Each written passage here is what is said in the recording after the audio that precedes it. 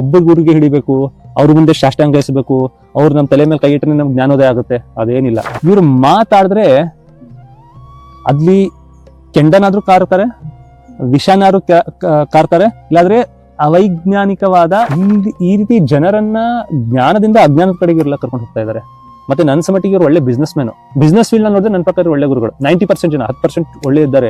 ನಮಗೆ ಬರೀ ಥಿಯರಿ ಆಗುತ್ತಲ್ವಾ ಅದು, ಅದಕ್ಕೆ ಫಿಲಾಸಫರ್ ಅಂತೀವಿ ನೋಡಿ. ಫಿಲಾಸಫರ್ ಮತ್ತೆ ಗುರುನಲ್ಲಿ, ಟೀಚರ್ನಲ್ಲಿ ಇದೆ ಡಿಫ್ರೆನ್ಸ್. ಫಿಲಾಸಫರು ನಾವು ಅಂತೀವಲ್ಲ, ಗುರುಗಳಂದ್ರೆ ದೊಡ್ಡರಿರ್ಬೇಕು, ದಾಡಿ ಎದುರು ಇರಬೇಕು, ಅಥವಾ ಯಾವ್ದೋ ಒಂದು ವೇಷಭೂಷ ಇರಬೇಕು, ಒಂದು ಪೋಷಾಕವಿರಬೇಕು ಅಂತ, ಆ ರೀತಿ ಏನಿಲ್ಲ ನೋಡಿ. ಸ್ವಲ್ಪ ಡೀಟೇಲ್ ಆಗಿ ಎಕ್ಸ್ಪ್ಲೇನ್ ಮಾಡ್ತೀನಿ. ಮೊದಲೇ ಗುರು ಯಾರು ಅಂತ ತಿಳ್ಕೊಳ್ಳೋಣ. ಗುರು ಅಂದ್ರೆ ಇದರ ಅರ್ಥ ಅಂಧಕಾರವನ್ನು ಹೋಗಲಾಡಿಸೋನು. ಓಕೆ, ಅವನಿಗೆ ಗುರು ಅಂತ ಹೇಳ್ತಾರೆ, ಅವನಿಗೆ ಅಥವಾ ಅವಳಿಗೆ ಗುರು ಅಂತ ಹೇಳ್ತಾರೆ.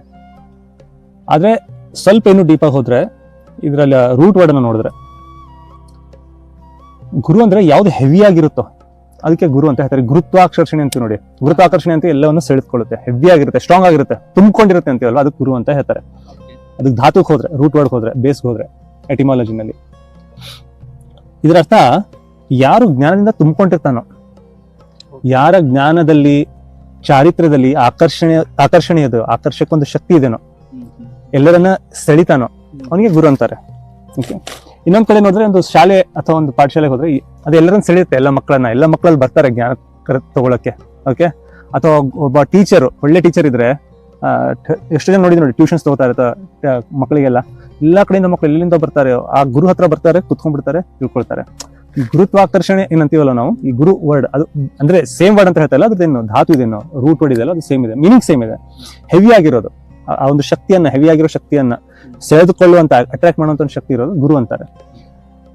ನಿಮ್ಮನ್ನ ತಮ್ಮ ಹತ್ತಿರ ಸೆಳೆದುಕೊಂಡು ನಿಮಗೆ ಜ್ಞಾನವನ್ನ, ಸುಚಾರಿತ್ರ್ಯವನ್ನ ಕಲಿಸ್ಕೊಳ್ಳೋರು, ಸತ್ಯದ ಒಂದು ಪರಿಜ್ಞಾನ ನೀಡೋರು, ಮತ್ತೆ ಕತ್ತಲನ್ನು ಹೋಗಲಾಡಿಸೋರು, ಅವರಿಗೆ ಗುರು ಅಂತ ಹೇಳ್ತೀವಿ. ಇದು typical definition, in principle, theoretical definition ಅಂತ ಹೇಳ್ಬೋದು. ಆದ್ರೆ ಸಾಮಾನ್ಯವಾಗಿ ನಾವು ಮಾತಾಡ್ಬೇಕಾದ್ರೆ ಯಾರಿಂದ ನಾವು ಏನೆಲ್ಲ ಕಲಿತೀವೋ ಅದೆಲ್ಲ ನಮಗೆ ಗುರುನೇ. ಈಗ ಇಂಟರ್ನೆಟ್ ಕೂಡ ನಮಗೆ ಗುರುನೇ, ಗೂಗಲ್, ಚಾಟ್ GPT ಇದು ನಮ್ಮ ಕಡೆ ಗುರುನೇ. ಯಾಕಂದ್ರೆ ಇದು ಏನೋ ಒಂದು ಆಕಾಶದಲ್ಲಿಲ್ಲ, ಇದರ ಹಿಂದೆ ಕುತ್ಕೊಂಡ್ಬಿಟ್ಟು ಹಲವಾರು ಜನ ಕೆಲಸ ಮಾಡಿದ್ದಾರೆ. ಈ ನಾವೇನ್ ಮಷಿನ್ ಲರ್ನಿಂಗ್ ಅಂತೀವೋ, ಮಾಡೆಲ್ಸ್ ಅಂತೀವಿ, ಎಲ್ಲ ಅಲ್ಗಾರಿಥಮ್ಸ್ ಇದೆ ಅಲ್ವಾ, ತುಂಬಾ ಕೆಲಸ ಆಗಿದೆ ಇದರಿಂದ. ಓಕೆ, ಅವರಿಂದ ನಾವು ಅವರೆಲ್ಲ ಮಾಡಿರೋ ಒಂದು ಕೆಲಸದಿಂದ ಒಂದು ರಿಸಲ್ಟ್ ಆಗಿ ನಮ್ಗೆ ಇದೆಲ್ಲ ಕಲಿಯಕ್ಕೆ ಸಿಗ್ತಾ ಇದೆ. ಅವರು ನಮಗೆ ಗುರುನೇ. ವಿಕಿಪೀಡಿಯಾ ಮಾಡಿದವನು ನಮ್ಮ ಗುರುನೇ. ಸೊ ಎಲ್ಲರಿಗಿಂತ ಕೂಡ ನಮಗೆ ಕಲಿಯೋಕೆ ಏನಾದ್ರೂ ಇದೆ, ರೈಟ್?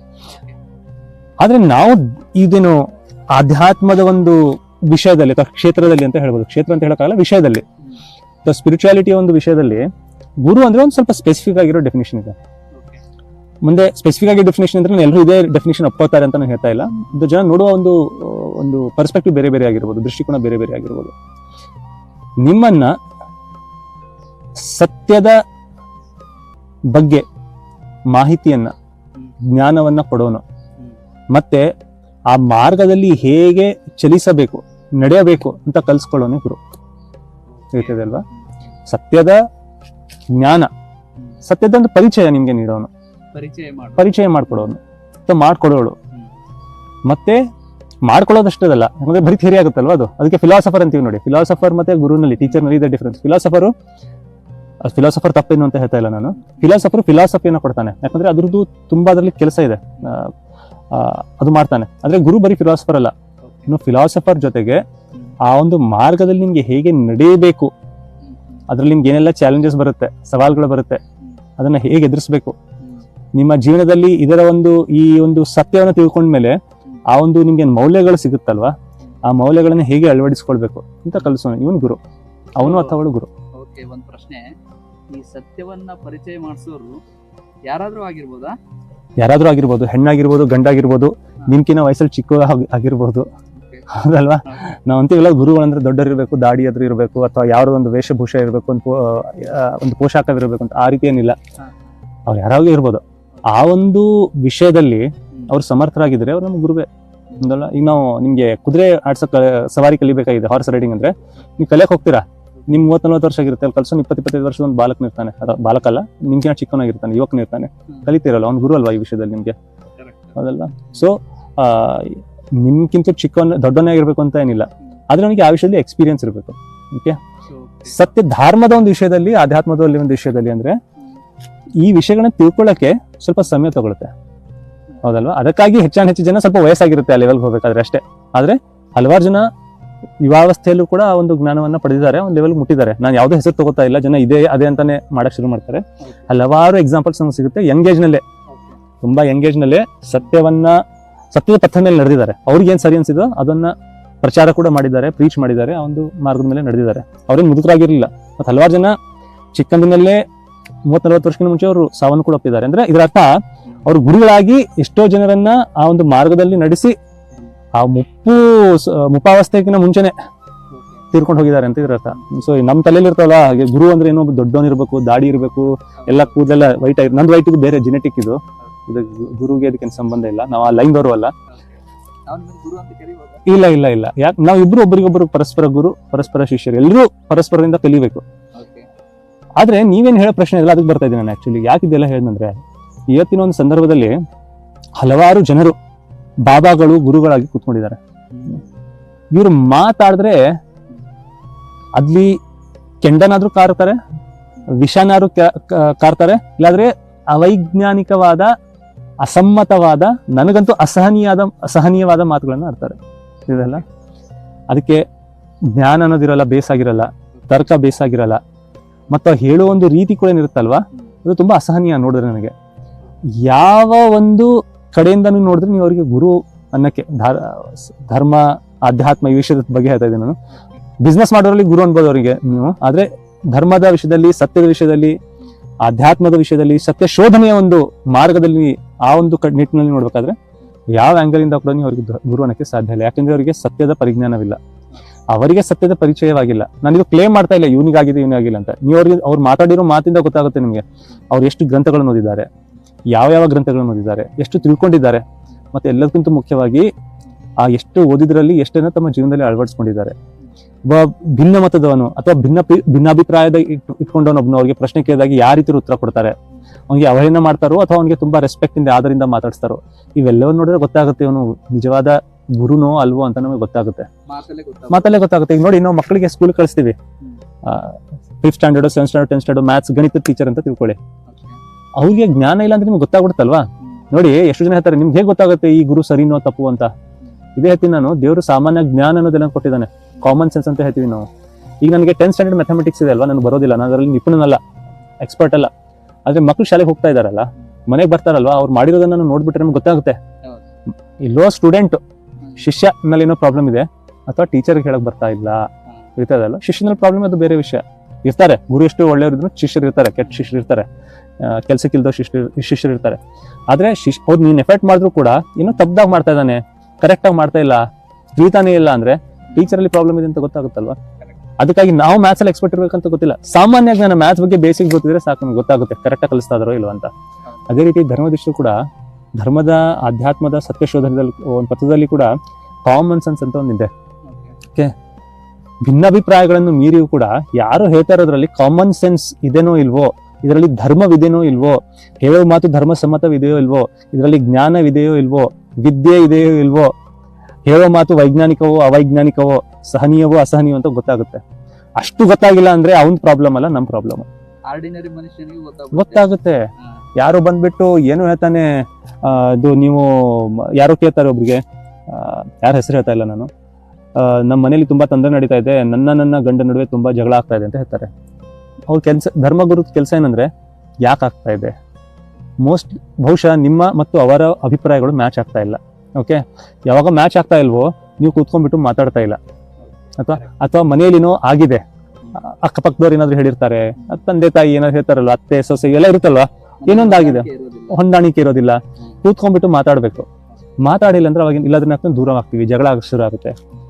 ಇದು 99% ಕೇಸಸ್ ನಲ್ಲಿ ಇದೇ ಇರುತ್ತೆ. ನಮ್ಮ ಮನೇಲಿ ಇರುತ್ತೆ. ಈಗ ಯಾರು ಕೇಳ್ತಾ ಇದಾರ ನೋಡ್ತಾ ಇದಾರೋ ಅವ್ರ ಮನೆಯಲ್ಲೂ ಹೆಚ್ಚಾನ ಚೀಸ್ ಇರುತ್ತೆ. ಅವಾಗ ನಾವೇನ್ ಮಾಡ್ತೀವಿ, ಕೂತ್ಕೊಂಡ್ಬಿಟ್ಟು ಮಾತಾಡ್ತೀವಿ. ಯಾವ ಮನೇಲಿ ಮಾತಾಡ್ತಾರಲ್ವ, ನನ್ನ ವೈಫ್ ನಂಗೆ ಅದೇ ಹೇಳ್ತಾ ಇರ್ತಾರೆ, ನೀವು ಎಲ್ಲಿವರೆಗೂ ನನ್ನ ಜೊತೆ ಅರ್ಧ ಗಂಟೆ ಮಾತಾಡ್ತಿರಲ್ವ ಎಲ್ಲ ಪ್ರಾಬ್ಲಮ್ ಸಾಲ್ವ್ ಆಗುತ್ತೆ ಅಂತ. ನಮ್ಗೆ ಇದರ ಸೊಲ್ಯೂಷನ್ ಬೇಕಾಗಿಲ್ಲ, ಬರೀ ಮಾತಾಡಿ. ಯಾಕಂದ್ರೆ ನಾವು ಸ್ಪಂದಿಸ್ಬೇಕು.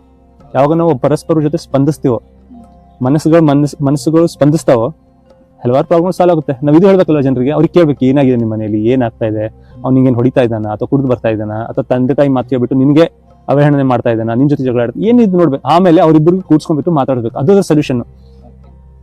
ಆದ್ರೆ ಅವ್ರೇನ್ ಹೇಳ್ತಾರೆ, ನಿಮ್ ಮನೆ ಎಲ್ಲಿದೆ, ಓಕೆ ನಿನ್ ಮನೆ ಆಗಿದೆನಾ, ಯಾವ ದಿಕ್ಕಿಗಿದೆ, ಈ ದಿಕ್ಕಿಗಿದೆನಾ, ಓಕೆ ನಿಮ್ದು ವಾಸ್ತುನಲ್ಲಿ ಏನೋ ಪ್ರಾಬ್ಲಮ್ ಇದೆ, ಅದಕ್ಕಾಗಿ ನೀವೇನ್ ಮಾಡ್ಬೇಕು ಅಂದ್ರೆ ನಾನು ಕೇಳ್ತಾ ಇದ್ರು ಒಬ್ಬನಿಗೆ ಹೇಳ್ತಾ ಇದ್ದ, ಓಕೆ ನೀವು ಮನೆಯಲ್ಲಿ ಹೀಗಿದೆಯಲ್ಲ ಆ ಗೋಡೆನ ಮುರಿದ್ಬಿಡಿ, ಅಥವಾ ಆ ಗೇಟನ್ನ ಇಲ್ಲಿಂದ ತೆಗೆದ್ಬಿಟ್ಟು ಇಲ್ಲಿ ಹಾಕಿ. ಇನ್ನೊಬ್ಬರಂತೂ ಮಹಾನುಭಾವ, ಸುಳ್ಳು ಹೇಳ್ತಾ ಇಲ್ಲ ನೀವು, ನಿಮ್ ಮನೆಯಲ್ಲಿ ಟಾಯ್ಲೆಟ್ ಏನಿದೆ ಅಲ್ವಾ ಅದು ದಿಕ್ಕು ರಾಂಗ್ ಇದೆ, ಕಮೋಡ್ ಸೀಟ್ ರಾಂಗ್ ಇದೆ, ಅದು ದುಷ್ಪ್ರಭಾವ. ಅದಕ್ಕೆ ನೀವ್ ಏನ್ ಮಾಡ್ಬೇಕು ಇದಕ್ಕೆ ಅಂದ್ರೆ, ನೀವೀಗ ಅದಕ್ಕೆ ಸಮಾಧಾನ ಮಾಡಕ್ಕಾಗಿ ಅದು ಮುರಿದ್ಬಿಟ್ಟಂತೂ ಕೂರ್ಸೋಕ್ಕಾಗಲ್ಲ, ನೀವು ಬಾತ್ರೂಮ್ ನಲ್ಲಿ ಏನ್ ಮಾಡಕ್ಕಾಗುತ್ತೆ, ಟಾಯ್ಲೆಟ್ ನಲ್ಲಿ ಒಂದು ರೆಡ್ ಟೇಪ್ ನ ಹಾಕಿ ಅದ್ರ ಸುತ್ತ ಅದ್ರದ್ದು ಒಂದು ಎಫೆಕ್ಟ್ ಏನಿರುತ್ತೆ ಕಡಿಮೆ ಆಗುತ್ತೆ ಅಂತ.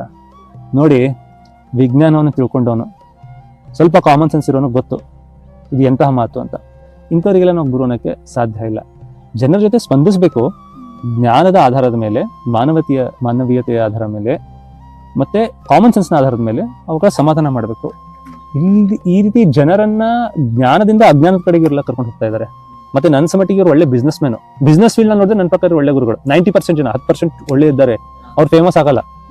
ಅವ್ರ ಜೊತೆ ಹೋಗಿ ಕುತ್ಕೊಂಡ್ರೆ ನೀವು ಅಲ್ಲೇ ಕುತ್ಕೊಳ್ಬೇಕು ಅನ್ಸುತ್ತೆ. ಅವ್ರ ಜೊತೆ ಕೇಳಕ್ಕೆ ಹಲವಾರು ಮಾತುಗಳಿರುತ್ತೆ, ಕಲಿಯೋದಕ್ಕೆ 100 ವಿಷಯಗಳಿರುತ್ತೆ. ಆದ್ರೆ ಇಂಥವರೆಲ್ಲ ಒಳ್ಳೆ ಬಿಸ್ನೆಸ್ ಮ್ಯಾನ್, ತಮ್ಮ ಬಿಸ್ನೆಸ್ಗಾಗಿ ಈ ರೀತಿ ಸ್ಟೇಟ್ಮೆಂಟ್ಸ್ ಕೊಡ್ತಾರೆ, ಜನರಿಗೆ ಮೋಸ ಮಾಡ್ತಾರೆ, ಜನರು ಅವ್ರ ಹತ್ರ ಹೋಗ್ತಾ ಇದ್ದಾರೆ, ದೇವರಿಗೆ ಗೊತ್ತಿಗೆ ಹೋಗ್ತಾ ಇದ್ದಾರೆ ಅಂತ.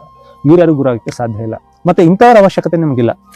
ಯಾರಿಗೆ ಜ್ಞಾನದ ಪರಿಚಯ ಇದೆಯೋ, ಸತ್ಯದ ಒಂದು ಪಥದಲ್ಲಿ ನಡೆದಿದ್ದಾರೋ, ಅವರು ಅದರಲ್ಲಿ ಸ್ವಲ್ಪ ಎಫರ್ಟ್ಸ್ ಅನ್ನು ಕೂಡ ಹಾಕಿದ್ದಾರೆ, ಒಂದು ಪ್ರಯತ್ನವನ್ನು ಮಾಡಿದ್ದಾರೆ, ಅಂತಹರ ಹತ್ರ ಹೋಗಿ ನಿಮಗೆ ಕಲಿಯೋದಕ್ಕೆ 100 ವಸ್ತುಗಳಿವೆ, 100 ವಿಷಯಗಳಿವೆ. ಅಂತ ಗುರುಗಳನ್ನ ಮಾಡ್ಕೊಳ್ಳಿ. ಮತ್ತೆ ಒಂದೇ ಗುರು ಅಂತ ಇಲ್ಲ, ಒಬ್ಬನೇ ಈಗ ನೀವು ಬರೀ ಗೂಗಲ್ ಅಲ್ಲೇ ಕೇಳ್ಬೇಕಂತ ಇಲ್ಲ, ಪರ್ಪ್ಲೆಕ್ಸಿಟಿಯಲ್ಲೂ ಕೇಳ್ಬೋದು, ಚಾಟ್ GPT ಯಲ್ಲೂ ಕೇಳ್ಬೋದು. ಅದೇ ರೀತಿ ಒಬ್ಬನೇ ಗುರು ಅಂತ ಬೇಕಾಗಿಲ್ಲ, ಎಲ್ಲರ ಮಾತುಗಳನ್ನ ಕೇಳಿ. ನಿಮ್ಗೆ ಆಮೇಲೆ ಯಾವ್ದು ಇಷ್ಟ ಆಗುತ್ತೋ ಅವನ್ನ ಯೂಸ್ ಮಾಡ್ತೀರಾ. ಅದೇ ರೀತಿ ಯಾವ ಗುರುವಿನ ಮಾತುಗಳು ನಿಮ್ಗೆ ಜಾಸ್ತಿ ಸ್ಪಂದಿಸ್ತಾವ. ಈಗ ನೋಡಿ, ನಿಮ್ ಪ್ರಾಬ್ಲಮ್ ತಗೊಂಡ್ಬಿಟ್ಟು ಇಬ್ಬರ ಹತ್ರ ಹೋಗ್ತೀರಾ, ಹೆಚ್ಚು ಕಡಿಮೆ ಒಂದೇ ಟೈಪ್ ಆನ್ಸರ್ ಕೊಡ್ತಾರೆ. ಆದ್ರೆ ಒಬ್ರು ಹೇಳೋ ಸ್ಟೈಲ್ ಇರುತ್ತಲ್ವ, ನಿಮ್ಗೆ ಸ್ಪಂದಿಸುತ್ತೆ. ವೈಬ್ ಮ್ಯಾಚ್ ಅಂತಾರ ನೋಡಿ, ಇವತ್ತು ನಾಳೆ ಜನರೇಷನ್ ಅಲ್ಲಿ ವೈಬ್ ಮ್ಯಾಚ್ ಆಗುತ್ತೆ. ನೀವು ಅವ್ರ ವಿಡಿಯೋಗಳನ್ನ ಜಾಸ್ತಿ ಕಿತ್ತಿರತ್ತೆ, ಅವ್ರ ಹತ್ರ ಜಾಸ್ತಿ ಶುರು ಮಾಡ್ತೀರಾ, ಅದು ಓಕೆ. ಬಟ್ ಕಲಿಯೋದಂತೂ ಎಲ್ಲದ್ರಿಂದ ಒಬ್ಬರ ಜೊತೆ ಜಾಸ್ತಿ ನಿಮ್ದು ಒಂದು ಅಟ್ಯಾಚ್ಮೆಂಟ್ ಇರುತ್ತೆ, ಅದೇನು ಪ್ರಾಬ್ಲಮ್ ಇಲ್ಲ. ಒಬ್ಬರು ಗುರಿಗೆ ಹಿಡಿಬೇಕು, ಅವ್ರ ಮುಂದೆ ಸಾಷ್ಟಾಂಗಿಸಬೇಕು, ಅವ್ರು ನಮ್ಮ ತಲೆ ಮೇಲೆ ಕೈ ಇಟ್ಟರೆ ನಮ್ಗೆ ಜ್ಞಾನೋದಯ ಆಗುತ್ತೆ, ಅದೇನಿಲ್ಲ. ಅದೆಲ್ಲ ನಾವು ಪರಿಶ್ರಮ ಪಟ್ಟರೆ ಮಾತ್ರ ಆಗುತ್ತೆ. ನಾವು ಕೂತು ಗ್ರಂಥಗಳನ್ನ ಓದಬೇಕು. ಅದರಲ್ಲಿ 80% ವಿಷಯಗಳು ನಮ್ಗೆ ತಿಳಿದೇ ಇರೋ 20% ವಿಷಯಗಳ ಹತ್ರ ಯಾರು ಓದಿರ್ತಾನೋ, ಗುರು ತಿಳ್ಕೊಂಡಿರ್ತಾನೋ ಅವನ ಹತ್ರ ಹೋಗ್ಬೇಕು. ಅಷ್ಟೇ ಗುರುವಿನ ಕೆಲಸ. ಆ 100% ಗುರು ಆಗ್ಬಾರ್ದು. ನಮ್ಗೆ ಎಲ್ಲಿ ಗೈಡೆನ್ಸ್ ಬೇಕೋ ಅಲ್ಲಿ ಗುರು ಹತ್ರ ಹೋಗ್ಬೇಕು.